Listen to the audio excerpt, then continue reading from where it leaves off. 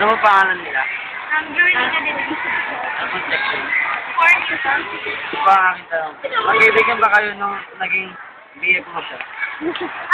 Oo. Paano nauwi sa ganung relasyon?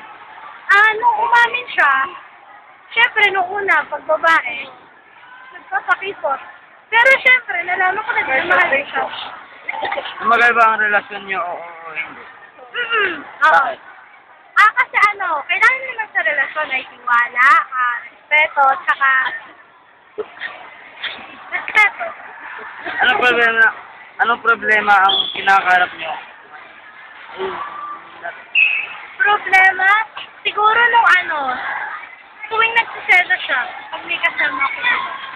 Anong mabuting dulot ng pakikipagkaibigan sa lalaki at babae? Kasi mas nalalaman mo yung ugali niya, mas nakikilala mo siya lalo, tsaka para lalo kayong mas close. Ano naman ang hindi mabuting dulot ng pakikipagkaibigan sa lalaki at babae?